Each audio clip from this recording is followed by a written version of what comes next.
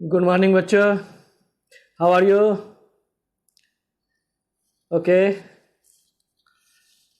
तो आज हम लोग जो है एक नया टॉपिक उठा रहे हैं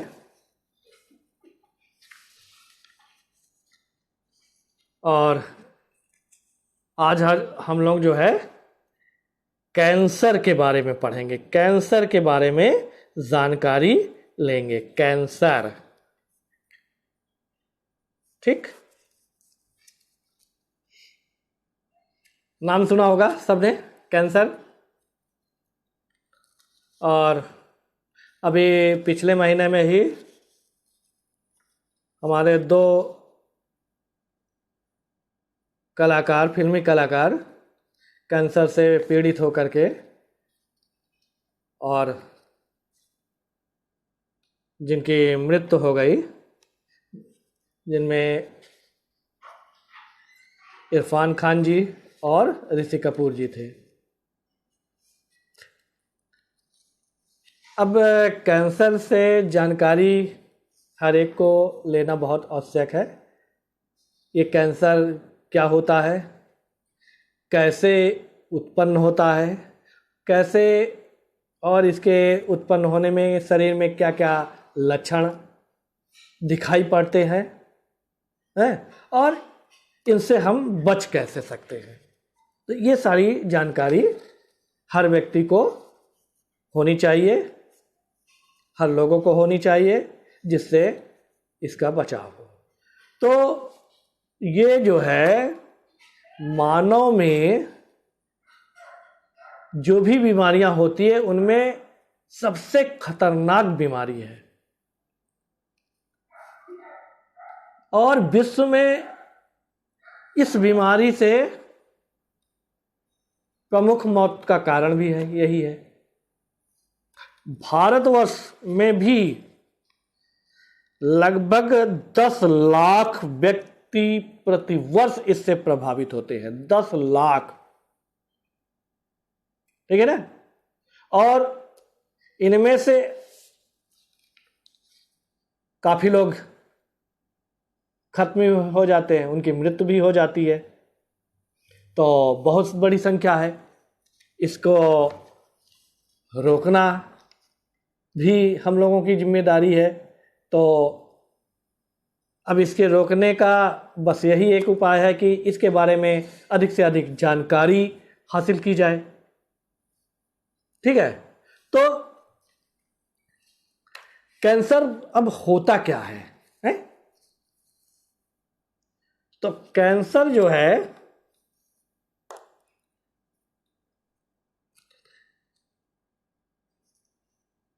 अनियंत्रित कोशिकाओं का विभाजन होता है। अनियंत्रित कोशिकाओं का विभाजन होता है जो समूह में इकट्ठा हो जाते हैं, ठीक है। जैसे शरीर की ये कोशिका है, ये कोशिका विभाजित होती है। विभाजित करने के पश्चात ये इसी एपिडर्मिस की तरह ही की कोशिका में डिफरेंशिएट होती है। यानी कोशिकाओं की जो विभाजन है, वृद्धि है, विभेदन है, ये अत्यधिक नियंत्रित और नियमित होती है। नियंत्रित और नियमित होती है। लेकिन कैंसर कोशिकाओं में क्या होता है कि यही नियंत्रण क्रियाविधि, नियामक क्रियाविधि टूट जाता है और फिर वो जो है खूब तेजी से विभाजित होकर के कोशिकाओं का पूरा एक समूह तैयार कर लेता है, ठीक है। सामान्य कोशिकाएं माने कैंसर के अलावा जो सामान्य कोशिकाएं, जैसे यहां की कोशिकाएं हैं या फिर हमारे मसल्स कोशिकाएं हैं या कोई अन्य कोशिकाएं हैं, ये जहां पर स्थित होती हैं उन कोशिकाओं के पास स्थित कोशिकाओं के साथ कांटेक्ट इनहिबिशन प्रदर्शित करती है, कांटेक्ट इनहिबिशन प्रदर्शित करती है, अर्थात संस्पर्श संदमन, संस्पर्श माने स्पर्श और संदमन माने नियंत्रण, ठीक है, जिसके कारण कोशिकाएं, इस जो है कांटेक्ट इनहिबिशन के कारण ही कोशिकाएं नियंत्रित और नियमित विभाजित होती है और डिफरेंशिएट होती है। इस कारण वहां पर निश्चित संख्या में, निश्चित रूप में विभाजित होकर के नई कोशिकाएं बनाती है। किंतु जो कैंसर कोशिकाएं होती है उनमें यही संस्पर्श संदमन की क्रिया खत्म हो जाती है और ये अनियमित रूप से, अनियंत्रित रूप से विभाजित होने लगती है, ठीक है। ये कैसे होता है?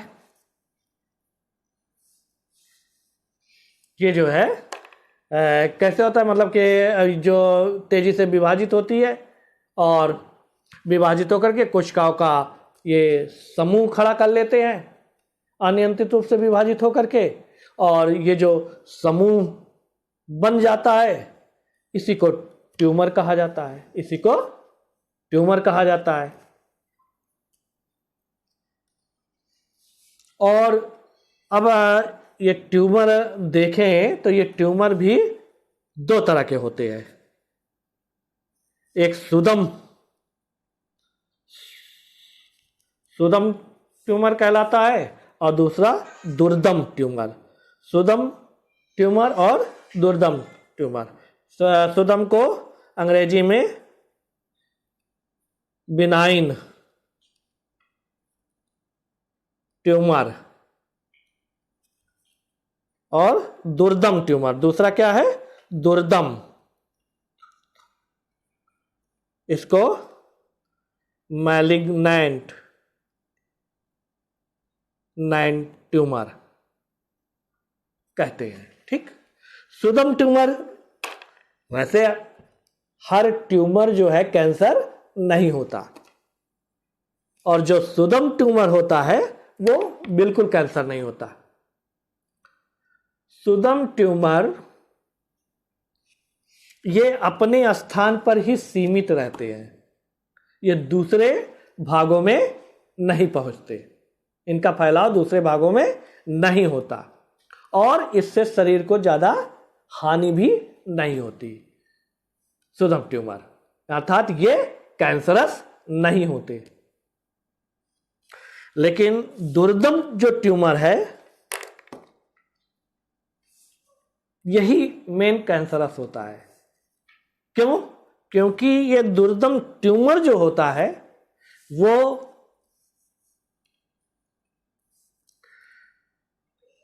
विभाजित होने वाली कोशिकाओं से बनते हैं, तेजी से विभाजित होने वाली कोशिकाओं से बनते हैं, यानी कि ये प्रचुरभवित कोशिकाओं के बने होते हैं, प्रचुरोद्भिद कोशिकाओं के बने होते हैं, ठीक है। और ये तेजी से विभाजित होते हैं। ऐसी कोशिकाओं को नियोप्लास्टिक कहा जाता है, ऐसी कोशिकाओं को नियोप्लास्टिड, ठीक, नियोप्लास्टिड। अब नियोप्लास्टिड कोशिकाएं बनती कैसे है? नियोप्लास्टिड कोशिकाएं बनती कैसे है? हमने आपको बताया ना कि जो मैलिग्नेंट ट्यूमर होते हैं ये जो है प्रचुरोद्भवी कोशिकाओं के बने होते हैं, अर्थात तेजी से विभाजन करने वाले कोशिकाओं के बने होते हैं, जिन्हें नियोप्लास्टिक कोशिका कहते हैं। ये नियोप्लास्टिक कोशिका बनते कैसे हैं कैंसर में? तो वैज्ञानिकों ने ये पता लगाया है कि कोशिकाओं के गुणसूत्र में लगभग 20 जोड़ी ऐसे जीन्स होते हैं जिन्हें आदि ओन्कोजीन्स कहा जाता है। आदि ओन्कोजीन्स या प्रोटो ओन्कोजीन या प्रो ओन्कोजीन, ठीक है। ये जो है कोशिकाओं के विभाजन को प्रेरित करते हैं। आदि ओन्कोजीन्स कोशिका विभाजन के समय इन्हीं ओन्कोजीन्स में उत्परिवर्तन हो जाता है और ये आदि ओन्कोजीन्स में परिवर्तित हो जाते हैं। तो ऐसे उत्परिवर्तित जीन को ओन्कोजीन्स कहते हैं और इस कोशिका को ही नियोप्लास्टिक कोशिका कहा जाता है, ठीक है। और फिर ऐसी कोशिकाएं ही अनियंत्रित रूप से, अनियमित रूप से तेजी से विभाजित होती है और कोशिकाओं का समूह बना लेती है और इन्हीं से मैलिग्नेंट ट्यूमर का विकास होता है जो कैंसरस होते हैं। ये कोशिकाएं कैंसरस होते हैं और कोशिकाओं के समूह भी कैंसरस होते हैं। अब ये शरीर को हानि कैसे पहुंचाते हैं? तो कैंसरस जो कोशिकाएं होती है यानी नियोप्लास्टिक जो सेल होते हैं ये बड़ी तेजी से विभाजित होती है और बहुत अधिक पोषक पदार्थों का उपयोग करते हैं। तो इसके कारण क्या होता है कि इसके आसपास की जो कोशिकाएं होती है उनको जो है पोषक पदार्थ प्राप्त नहीं हो पाता। वो कोशिकाएं पोषक पदार्थ के अभाव में क्षीण हो जाती है, कमजोर हो जाती है और खत्म हो जाती है।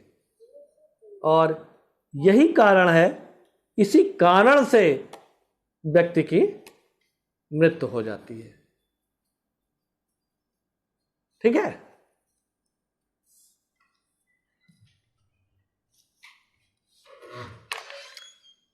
कंडीशन कैंसर की और अधिक खराब स्थिति कब होती है? जब उत्परिवर्तित कोशिकाएं यानी नियोप्लास्टिक कोशिकाएं दुर्दम ट्यूमर से निकल करके रुधिर में आ जाती हैं और रुधिर के साथ दूसरे भागों में, दूसरे ऊतकों में पहुंच करके वहां नए ट्यूमर बनाने लगती है। यही स्थिति, ये स्थिति तो कहलाती है मेटास्टेसिस यानी स्थलांतरण या रूपांतरण कहलाती है। और यही स्थिति जो है कैंसर की सबसे खतरनाक स्थिति होती है। इसी को चतुर्थ स्थिति कहा जाता है, लास्ट स्टेज कहा जाता है और इसमें जो है व्यक्ति की मृत्यु निश्चित हो जाती है, ठीक। तो कैंसर क्या होता है, एक बार मैं फिर आपको बता दे रहा हूं कि क्या होता है कि जो दुर्दम या मैलिग्नेंट ट्यूमर होते हैं इनमें नियोप्लास्टिक कोशिकाएं होती है। और नियोप्लास्टिक कोशिकाएं क्या होती है? नियोप्लास्टिक कोशिकाएं वो होती है जिनमें आदि ओन्कोजीन्स का उत्परिवर्तन होकर के ओन्कोजीन्स बन जाते हैं और इस ओन्कोजीन्स के कारण ही कोशिकाओं की विभाजन अनियंत्रित हो जाती है और अनियंत्रित होकर के ये कोशिकाओं का भंडार या समूह बना लेती है, जिसे दुर्दम ट्यूमर कहा जाता है। ठीक। और फिर क्या होता है कि इनके ये जो नियोप्लास्टिक कोशिकाएं होती है, इनकी कोशिकाएं जब तेजी से विभाजित होती है तो खूब पोषक पदार्थों को ग्रहण करती है, जिसके कारण आसपास की कोशिकाएं पोषक पदार्थ प्राप्त नहीं कर पाती हैं, जिसके कारण वो क्या होती हैं कि क्षीण हो जाती है और उनकी मृत्यु होने लगती है, वो समाप्त होने लगती हैं। और यही जो है कैंसर का मुख्य कारण होता है। ठीक है। फिर क्या होता है कि जब तक ये कैंसर माने नियोप्लास्टिक कोशिकाएं अपने ट्यूमर में स्थित रहती हैं, तब तक तो स्थिति कुछ बेहतर रहती है, लेकिन इन्हीं नियोप्लास्टिक कोशिकाओं के आदि ओन्कोजीन्स माने जो है उनमें से एक आध और ओन्कोजीन्स आदि ओन्कोजीन्स में परिवर्तन हो जाता है, तो ये कोशिकाएं इस ट्यूमर से निकल करके रुधिर में आ जाती हैं और दूसरे ऊतकों में भागों में पहुंच करके नए ट्यूमर बनाने लगती है। और यही कैंसर की सबसे भयानक स्थिति होती है। ठीक। अब आ जाइए कैंसर के प्रकार, टाइप्स ऑफ द कैंसर। तो कैंसर प्रभावित ऊतकों के आधार पर 3 तरह के होते हैं। कैंसर प्रभावित ऊतकों के आधार पर 3 प्रकार के होते हैं। पहला सार्कोमा।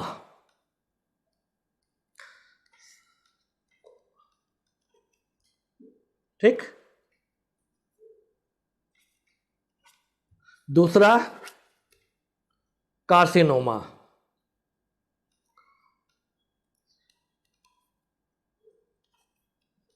कार्सिनोमास। और तीसरा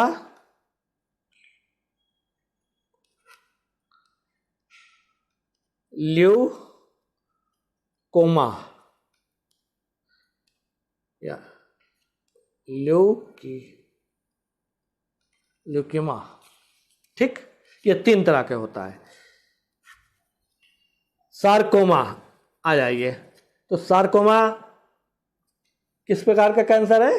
सार्कोमा मीजोडर्म से उत्पन्न होने वाले भागों में उत्पन्न कैंसर सार्कोमा कहलाते हैं। जैसे उदाहरण के तौर पर मीजोडर्म से कौन कौन अंग शरीर का बनता है? पेशियां, रुधिर, लसिका,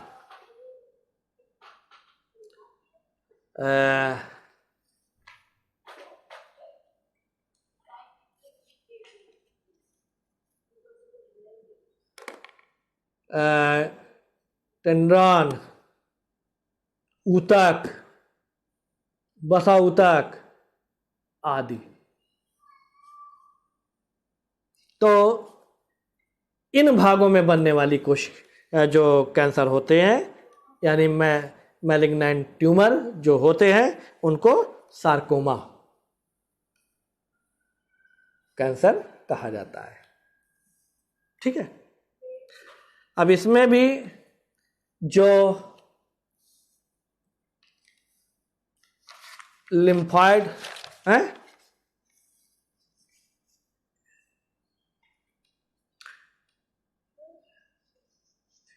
अस्थि उपास्थि ये सब मेसोडर्मल होते हैं, इनमें सब में बनने वाले कैंसर सार्कोमा कहलाते हैं।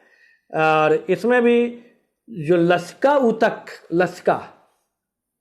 ऊतक के कैंसर होते हैं उनको लिम्फोमा, वसा ऊतक के जो कैंसर होते हैं उनको लाइपोमा, और हड्डी के जो कैंसर होते हैं उन्हें ऑस्टियोमा। ठीक है, ये कहा जाता है। दूसरा कार्सिनोमा। दूसरा क्या है? कार्सिनोमा। तो ये एपिडर्म से उत्पन्न होने वाले अंग, प्रायः जो ग्रंथियां होती है वो एपिडर्म से उत्पन्न होते हैं, और इपिथेलियम यानी त्वचा, चाहे वो भीतरी अंगों का भीतरी भाग का स्तर हो, एपिडर्मल हो, और चाहे जो है ये पूरा त्वचा हो। ये तो इन भागों में जो कैंसर बनते हैं उनको कार्सिनोमा कहा जाता है। अर्थात इस प्रकार का कैंसर ग्रंथिल ऊतकों में एवं इपिथेलियल ऊतकों में होता है, जैसे अंगनाशय, अमाशय, मुख, गला, लेरिंग्स यानी स्वरयंत्र, म्यूकस कला जो भीतरी भागों में स्तरित होता है, फेफड़े, गर्भाशय, स्तन एवं प्रोस्टेट ग्लैंड आदि के कैंसर, ये सब कार्सिनोमा कहलाते हैं। तीसरे प्रकार का ल्यूकीमिया, इसको रुधिर कैंसर भी कहा जाता है। और अभी मैंने ऊपर बताया था ना कि ये जो है मेसोडर्मा से रुधिर भी मेसोडर्मल उत्पत्ति मानी जाती है, माने होता है, तो इसलिए इसको लिम्फोमा भी कहते हैं। ठीक है, तो ये रक्त का कैंसर कहलाता है। और इसमें क्या होता है कि WBC की संख्या बहुत बढ़ जाती है, और यही रक्त कैंसर कहलाता है। इन तीनों के अलावा भी कभी कभी क्या होता है कि कभी कभी छोटे बच्चों में, शिशुओं में नेत्र, वृक्क तथा प्रमस्तिष्क में अति दुर्दम ट्यूमर देखे गए हैं। माने इन भागों, छोटे बच्चों के इन भागों में भी ट्यूमर की उत्पत्ति देखी गई है। तो ये कैंसर के प्रकार हो गए, सार्कोमा, कार्सिनोमा और ल्यूकेमिया।